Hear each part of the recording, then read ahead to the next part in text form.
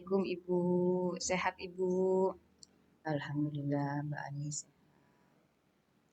Mohon maaf sebelumnya ya Ibu, sudah mengganggu waktunya. Seperti yang Ibu ketahui, saya sedang menjalankan pendidikan guru penggerak. Nah, di minggu ini kebetulan saya sedang mempelajari modul 3.1 Bu, terkait pengambilan keputusan yang berbasis nilai-nilai kebajikan sebagai seorang pemimpin. Nah, salah satu dari kegiatan pada modul ini, saya itu ditugaskan untuk mewawancarai kepala sekolah. Jadi hari ini saya minta waktunya kepada Ibu sebagai narasumber terkait wawancara ini. Tentunya nanti hasil dari wawancara bersama Ibu bisa saya jadikan bekal buat saya pribadi dalam pengambilan keputusan yang bertanggung jawab di kelas. Sedia ya Bu ya. Alhamdulillah, terima kasih ya Ibu sudah bersedia. Langsung pertanyaan ya Ibu. Untuk pertanyaan pertama, selama ini Ibu sebagai seorang pemimpin tentunya sering menghadapi kasus yang terjadi ya Bu ya. Bagaimana Ibu dapat mengidentifikasi kasus-kasus yang merupakan dilema itu? Ya, memang kita sebagai kepala sekolah itu harus cermat dalam melihat kasusnya, di mana dilema etika adalah situasi yang terjadi ketika seseorang harus memutuskan sesuatu di antara dua pilihan, di mana kedua pilihan tersebut secara moral adalah benar, tetapi saling bertentangan. Sedangkan bujukan moral adalah situasi yang terjadi ketika seseorang harus memutuskan sesuatu di antara dua pilihan yang benar dan yang salah. Di sini artinya tidak sesuai aturan atau melanggar hukum, dan tentunya kita harus memilih pilihan yang sesuai apapun keputusannya. Baik Ibu, ternyata memang sama dengan yang saya pelajari pada modul 3.1 ini Ibu, tentang dilema etika. Jadi antara dua pilihan, yang satu benar, yang satu lagi juga benar. Kemudian terkait dengan bujukan moral, tadi Ibu sebutkan bahwa antara dua pilihan yang satu benar dan yang satu salah. Atau tidak sesuai dengan aturan ya Bu, atau hukum gitu ya Bu ya. Baik Bu, untuk pertanyaan selanjutnya, bagaimana Ibu dalam menjalankan keputusan pengambilan di sekolah, terutama untuk kasus-kasus di mana ada dua kepentingan yang sama-sama benar atau sama-sama mengandung nilai kebajikan, Bu. Selama ini bagaimana Ibu menjalankan pengambilan keputusan jika seperti itu, Bu? Ya. Upaya pengambilan keputusan untuk dua kepentingan yang sama-sama benar itu didasarkan pada rasa peduli dan kasih sayang, serta memikirkan dampak jangka panjang dan pendeknya. Tentunya dengan mengutamakan keberpihakan kepada orang banyak. Ketika saya dihadapkan dalam situasi di mana saya harus mengambil keputusan itu, terkadang saya merasa berada di persimpangan jalan. Karena keputusan tersebut melibatkan kepentingan masing-masing pihak yang sama-sama benar, akan tetapi saling bertentangan dengan yang lainnya. Yang melandasi saya mengambil keputusan tersebut adalah ya murid. Memang benar, kadang-kadang ada keraguan, namun kembali lagi kita harus mengedepankan kepentingan murid dan tentunya kepada semua orang. Selain itu juga dibutuhkan kerjasama yang baik dan komunikasi. Insya Allah dengan komunikasi yang baik akan dapat berjalan dengan lancar. Iya Ibu, jadi ketika mengambil keputusan yang dihadapkan pada dua pilihan benar dan benar, tadi Ibu berdasarkan rasa peduli ya Bu ya, rasa kasih sayang. Jadi berdasarkan nilai-nilai kebajikan, intinya ada kolaborasi dengan semua pihak dan komunikasi serta tentunya keputusan yang berfokus pada murid. Untuk pertanyaan selanjutnya Bu, langkah-langkah atau produksi seperti apa yang biasa Ibu lakukan selama ini dalam menghadapi kasus-kasus yang terjadi di sekolah terkait dengan dilema etik? Langkah-langkah yang saya ambil dalam pengambilan keputusan, tentunya yang pertama, saya analisis data dulu atau analisa kasus. Kemudian, melihat siapa saja yang terlibat, meninjau nilai-nilai apa saja yang bertentangan, dan data atau fakta apa saja yang mendukung. Selanjutnya, saya akan melakukan pengujian keputusan dan pada akhirnya saya mengambil satu keputusan. Setelah mengambil keputusan, saya selalu mengevaluasi agar tahu gambaran dampak dari hasil keputusan tersebut dan sebagai bahan perbaikan selanjutnya. Baik Ibu, yang dilakukan sama Ibu sangat baik sekali. Terstruktur mulai dari analisis kasus, kemudian mencari tahu siapa yang terlibat, dan sampai membuat keputusan. Ternyata nggak sampai di situ saja ya Bu ya. Setelah membuat keputusan, Ibu mengevaluasi untuk perbaikan ke depan. Wah, ini ilmu yang sangat bermanfaat buat saya nih Bu, terkait pengalaman Ibu yang dilakukan dalam membuat keputusan. Untuk pertanyaan selanjutnya, Bu, hal-hal apa saja yang selama ini Ibu anggap itu efektif dalam pengambilan keputusan pada kasus-kasus dilema etika, Bu? Menurut saya, pengambilan keputusan dalam kasus dilema etika akan efektif jika mampu mengenali bahwa ada nilai-nilai yang sedang bertentangan dalam kasus tersebut. Kemudian, mampu menentukan siapa yang terlibat dalam situasi itu. Kemudian, mampu berkolaborasi dan mampu mengumpulkan fakta-fakta yang relevan dari situasi tersebut. Selanjutnya, mampu melakukan pengujian keputusan sebelum diputuskan. Oke, Bu. Jadi itu yang paling efektif ya, Bu ya. Sangat menarik langkah-langkah yang Ibu ambil tadi. Bisa menjadi ilmu baru buat saya, Bu, untuk dapat diterapkan di lapangan nanti. Untuk pertanyaan selanjutnya, Bu, jika tadi kan yang efektif ya, Bu ya. Nah, sekarang hal-hal apa saja yang selama ini merupakan tantangan buat Ibu dalam pengambilan keputusan pada kasus-kasus dilema etika, Bu? Jadi, yang merupakan tantangan menurut saya dalam mempertimbangkan segala dampak yang ada, kemudian berpikir dengan matang dan jangan menuruti emosi. Tidak juga terpengaruh oleh banyak orang dan menentukan nilai-nilai kebenarannya. Jadi intinya harus banyak pertimbangan ya Bu ya, mempertimbangkan dampak dari keputusan tersebut. Kemudian kita juga harus mengontrol emosi, mungkin pandai-pandai berpikir matang, tidak berpengaruh orang-orang yang tidak mengetahui tentunya dalam kasus-kasus tersebut ya Bu ya. Baik Bu, untuk selanjutnya, apakah ketika Ibu menghadapi kasus-kasus memiliki jadwal tertentu Bu dalam penyelesaian kasus-kasus dilema etika? Maksudnya begini Bu, apa Ibu itu langsung menyelesaikan di tempat atau langsung merespon atau memiliki jadwal untuk menyelesaikannya? Lalu bentuknya atau prosedurnya seperti apa yang Ibu jalankan Bu? Biasanya, pada kasus dilema etika yang sifatnya masih ringan, saya langsung menyelesaikan pada saat itu juga. Namun, untuk masalah-masalah yang lebih besar, biasanya diperlukan jadwal untuk menyelesaikan dan dilaksanakan sesuai prosedur yang butuh pertimbangan yang matang. Jadi ketika kasusnya ringan bisa langsung diselesaikan ya Bu ya. Tapi ketika kasusnya besar, butuh proses dan memerlukan persiapan, jadi dijadwalkan begitu ya Bu ya.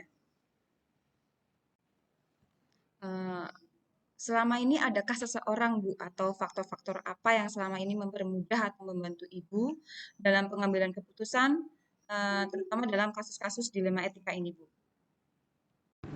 Selama ini, beberapa faktor yang mempermudah saya dalam mengambil keputusan, khususnya dalam kasus dilema etika diantaranya yaitu ada faktor agama, faktor sosial, kemudian faktor ilmu pengetahuan dan teknologi. Tentunya sangat mempengaruhi dan juga ada bantuan dari rekan-rekan guru yang sangat berperan aktif untuk membantu memberikan wawasan dan pengetahuan yang baru sehubungan dengan pengambilan keputusan dalam menghadapi kasus. Jadi memang benar ya Bu ya, ada faktor-faktor yang mempermudah. Tentunya ada kolaborasi dengan rekan-rekan guru dalam pengambilan keputusan. Dengan berkolaborasi mungkin ada wawasan ilmu pengetahuan ya Bu dari mereka. Kemudian tentang kerukunan dan kerukunan dalam perbedaan yang ada. Baik Bu, dari awal pembicaraan kita sampai akhir yang sangat menarik sekali nih Bu. Sampai di akhir pertanyaan ini nih Bu, dari apa yang kita bicarakan tadi dari awal terkait pengalaman Ibu khususnya dalam pengambilan keputusan, kira-kira pembelajaran apa nih Bu yang dapat Ibu petik atau dapat Ibu ambil dari pengalaman Ibu sebagai pemimpin dalam pengambilan keputusan dilema etika ini Bu? Pelajaran yang bisa saya ambil dari upaya dalam memutuskan kasus dilema etika, tentunya kita harus mampu menganalisis kasus yang terjadi dan melakukan pertimbangan yang matang, berkolaborasi dengan semua pihak. Kemudian, pengujian kasus untuk selanjutnya melakukan pengambilan keputusan. Sebuah keputusan tentunya tidak akan memuaskan semua pihak. Intinya, semua harus menghormati dan melaksanakan keputusan baik yang sudah disepakati. Baik Bu, sesuai yang Ibu sampaikan tadi bahwa kita harus fokus dengan langkah-langkah yang diambil mulai dari analisis sampai pengambilan keputusan dan kemudian mengevaluasi kembali ya Bu ya. Dalam pengambilan keputusan tentunya tidak semua pihak bisa menerima begitu ya Bu, dan itu pasti sering terjadi. Tapi benar apa yang dikatakan Ibu tadi, kita harus menghormati dan melaksanakan keputusan tersebut. Baik Bu, terima kasih. Apa yang Ibu sampaikan dari awal sampai akhir sangat bermanfaat. Terima kasih banyak ya Bu atas kesediaannya sebagai narasumber dan kesediaan meluangkan waktunya buat saya. Terima kasih, mudah-mudahan Ibu selalu sehat dalam melaksanakan kepemimpinan dan semua kegiatan dilancarkan, dimudahkan. Terima kasih. Wassalamualaikum warahmatullahi wabarakatuh. Waalaikumsalam warahmatullahi wabarakatuh. Sama-sama Bu Ani, sukses ya.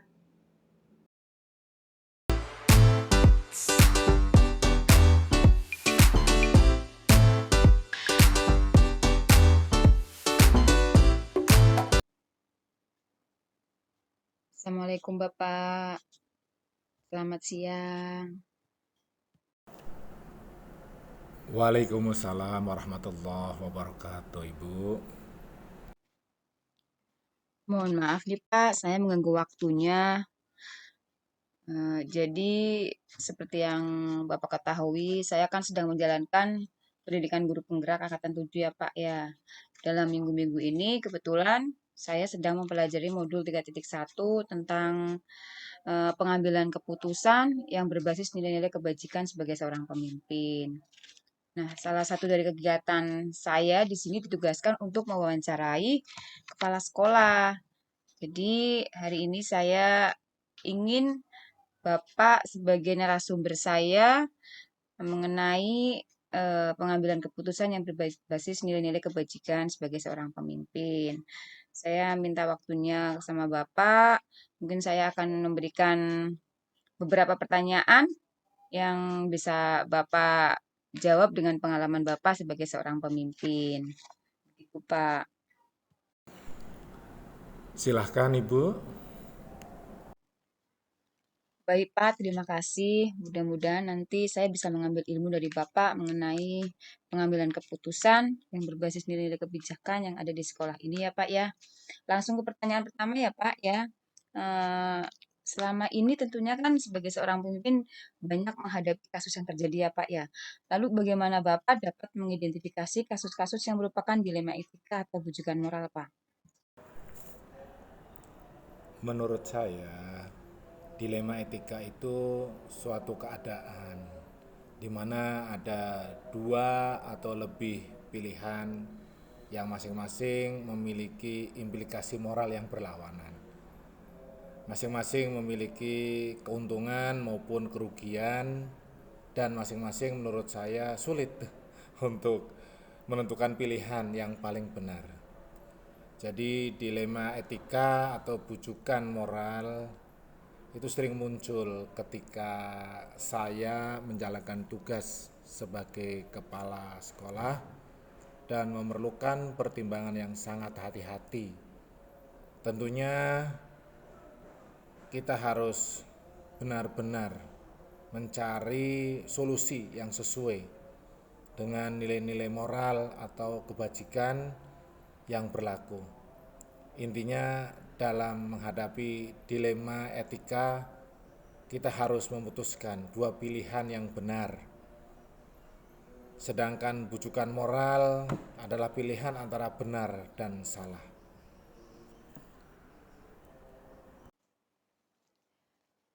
Baik, Pak. Jadi dalam dilema etika itu yang satu benar, yang satu lagi juga benar ya, Pak ya. Jadi pada dua pilihan. Nah, tapi kalau dalam bujukan moral, yang satu benar, tapi yang satu salah. Jadi intinya tidak sesuai aturan ya, Pak ya. Baik, Pak. Untuk pertanyaan selanjutnya, bagaimana Bapak dalam menjalankan keputusan atau pengambilan keputusan di sekolah, terutama untuk kasus-kasus di mana ada dua kepentingan yang mungkin tadi sama-sama benar atau sama-sama mengandung nilai kebajikan. Nah, selama ini bagaimana Bapak menjalankan pengambilan keputusan jika seperti itu yang dihadapi, Pak? Mungkin seperti ini ya. Dalam pengambilan keputusan di sekolah, biasanya saya akan melibatkan pihak-pihak yang terkait masalah tersebut, seperti guru, siswa, orang tua, atau kepala sekolah, wakasek, ataupun penjaga sekolah. Kita akan berkumpul untuk membahas masalah-masalah tersebut. Tentunya akan mempertimbangkan berbagai faktor dan nilai-nilai kebajikan untuk mencapai keputusan yang terbaik bagi semua pihak yang terlibat.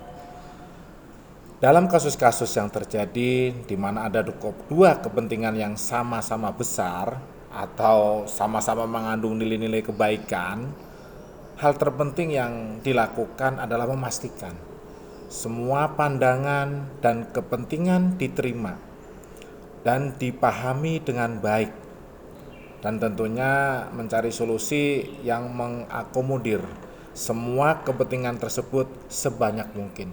Mungkin seperti itu.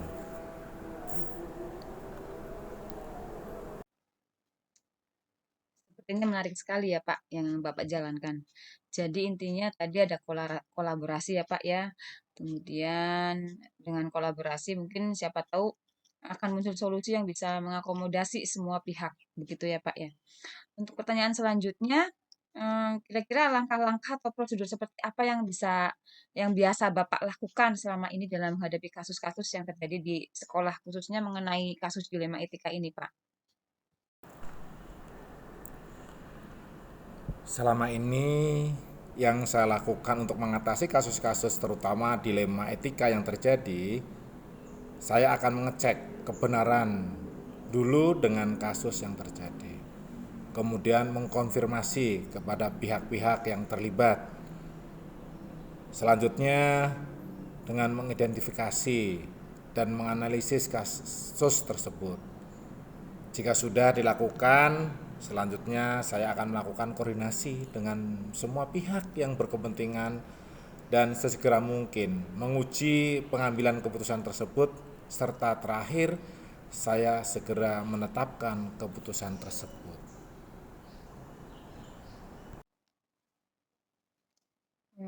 Jadi yang Bapak utamakan tadi adalah mengecek dulu ya, Pak ya.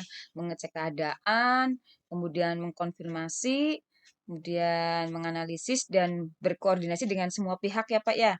Dan setelah itu akan menguji keputusan dan yang terakhir tentunya akan membuat keputusan. Wah, ini ilmu yang sangat bermanfaat buat saya nih, Pak, terkait pengalaman yang dilakukan dalam pengambilan keputusan. Selanjutnya, hal-hal apa saja yang menurut Bapak itu dianggap efektif dalam pengambilan keputusan pada kasus-kasus dilema etika, Pak? Baik, menurut saya hal efektif yang saya harus lakukan itu adalah kolaborasi. Intinya itu, dan kerjasama dari semua yang berkepentingan. Saya akan berkoordinasi dengan semua pihak jika ada kasus yang terjadi, dan selalu mengutamakan keputusan yang benar-benar bisa mengakomodir kepentingan orang banyak. Tentunya keputusan yang memiliki nilai-nilai kebajikan. Jadi yang paling efektif itu kolaborasi dan kerjasama ya Pak ya, yang tentunya bisa mempermudah dan menguntungkan semua pihak. Baik Pak. Eh, Jika tadi yang efektif, nah sekarang hal-hal apa saja yang selama ini merupakan tantangan dalam pengambilan keputusan pada kasus-kasus dilema etika Pak? Menurut saya, hal yang menantang ketika pengambilan keputusan adalah bagaimana dapat meyakinkan semua pihak yang tidak puas atas keputusan yang diambil, agar mereka mengerti, kemudian paham bahwa keputusan yang diambil adalah keputusan yang benar-benar terbaik, dapat membuat mereka akhirnya bisa menerima dan menjalankan keputusan itu. Demikian. Iya, betul sekali ya Pak ya. Dalam membuat keputusan tentunya tidak semua pihak akan puas dengan keputusan yang diambil. Pasti ada saja pihak-pihak yang tidak puas. Jadi menarik sekali nih Pak. Itu menjadi tantangan tersendiri. Dilakukan upaya dengan cara meyakinkan tadi pihak-pihak yang tidak puas tadi untuk bisa menerima dan akhirnya bisa menjalankan keputusan. Ya, selanjutnya Pak, ketika Bapak menghadapi kasus-kasus yang dialami, apakah memiliki jadwal tertentu dalam penyelesaian kasus-kasus tersebut? Maksudnya di sini apakah Bapak langsung menyelesaikan di tempat atau langsung merespon, atau Bapak memiliki jadwal untuk penyelesaiannya? Dan bentuknya atau prosedurnya itu seperti apa Pak yang dijalankan? Kalau saya akan langsung menyelesaikan. Saya tidak membuat jadwal khusus karena kasus-kasus seperti ini itu menurut saya perlu sesegera direspon, perlu dicarikan solusinya, perlu dibuatkan keputusan yang terbaik yang dapat diterima oleh semua pihak sehingga tidak berlarut-larut. Oke Pak, jadi Bapak tidak menjadwalkan khusus ya Pak ya. Jadi kalau jika ada kasus akan langsung direspon supaya kasus tersebut cepat selesai dan tidak berlarut-larut. Ya. Adakah seseorang Pak atau faktor-faktor yang selama ini mempermudah atau membantu Bapak dalam pengambilan keputusan dalam kasus-kasus dilema etika? Pastinya atau tentunya ada. Ada beberapa kasus berdasarkan jenisnya tentunya bisa dibuat analisis, kemudian dibuat keputusan berdasarkan tingkat kesulitannya. Untuk kasus-kasus yang ringan dan dampaknya juga lebih ringan, tentunya akan lebih mudah. Tapi sebaliknya, untuk kasus yang sulit dan melibatkan banyak orang, tentunya memerlukan upaya yang lebih lagi. Dari semua kasus yang ringan maupun yang sulit, yang terpenting adalah adanya kerjasama dan kolaborasi dari pihak-pihak yang terkait, karena akan mempermudah kita dalam mengambil sebuah keputusan. Pak, jadi Bapak melihat kasusnya terlebih dahulu ya Pak, entah kasus ringan ataupun maupun sulit. Tapi dalam kasus ringan maupun sulit, yang terpenting adalah kolaborasi ya Pak ya. Baik. Sampai di akhir pertanyaan nih Pak, dari apa yang kita bicarakan dari awal tadi terkait pengalaman Bapak, khususnya dalam mengambil keputusan, kira-kira apa nih Pak yang dapat Bapak petik atau dapat Bapak ambil dari pengalaman Bapak, terutama dalam pengambilan keputusan dilema etika Pak? Jadi intinya dalam pengambilan sebuah keputusan adalah kebersamaan dan kolaborasi, itu menurut saya.